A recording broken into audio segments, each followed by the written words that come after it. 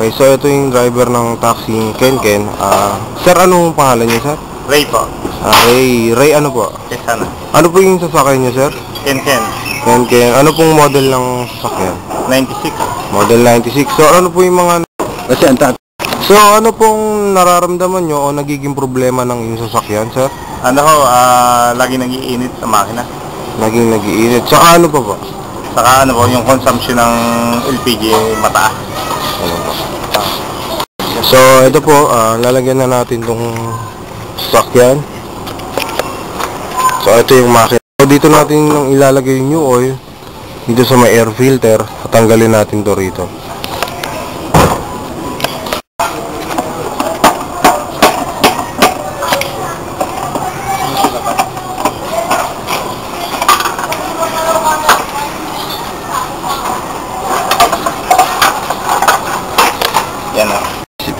So dito natin ipapatak yung new oil. So dyan, sisip-sipin niya yan. Okay, so i-start natin to. Hindi pa nalalagyan ng new oil. So ito yung makina niya, ganyan. Medyo maingay siya. So ito, lalagyan na natin ng new oil, mga 20 ml. Lalagay natin dito. So ayan ang paglalagay ng new oil. Tira.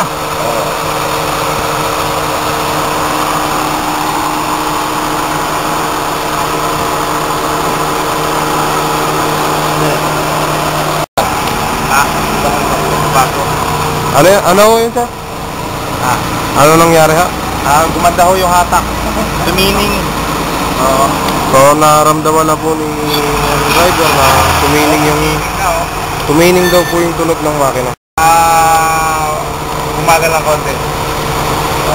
Naging maayos.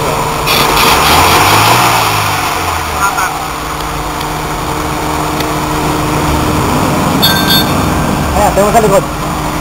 Labang mo.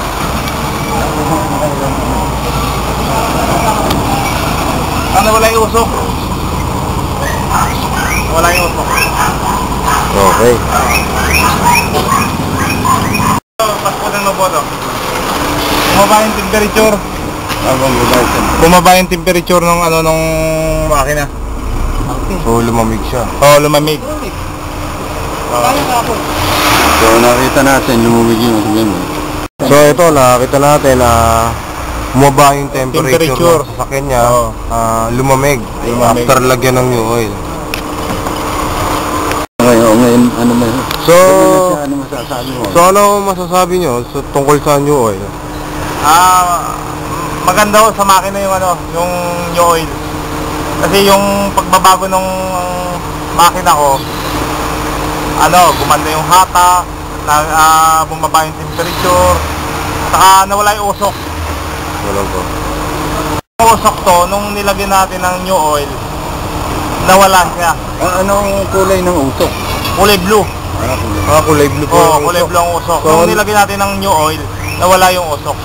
So nawala ho ang usok. Oo. Nawala yung bumaba yung temperature ng makina. So lumamig po yung Lumamig. Saka tumining, gumanda yung hatak. Sige.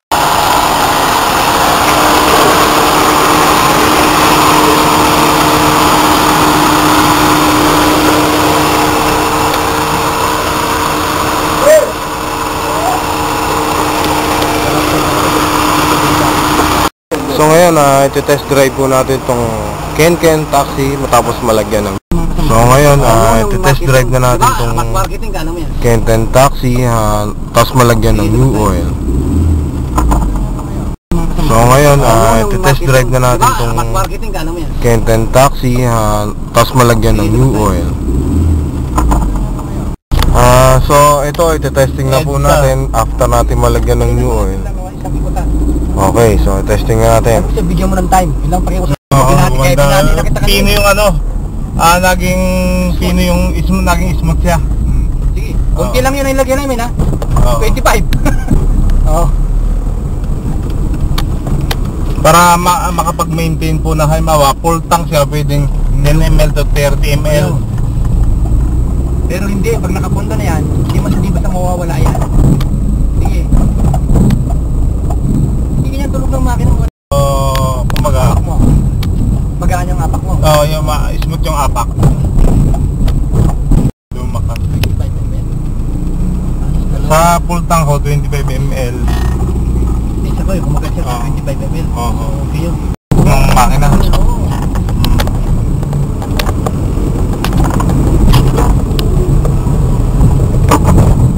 Testing ako natin dito. Pag na, Subukan natin dito sa... gumanda yung hatak niya. Bumilis. Oo. Bumilis.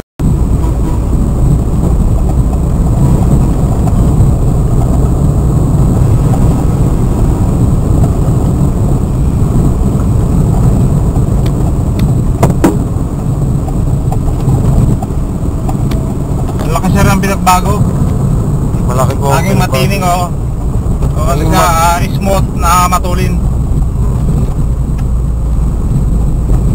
Effective.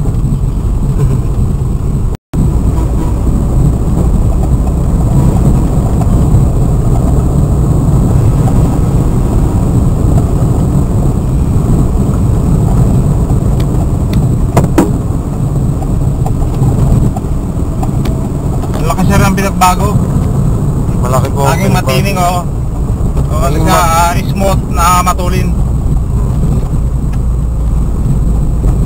Effective.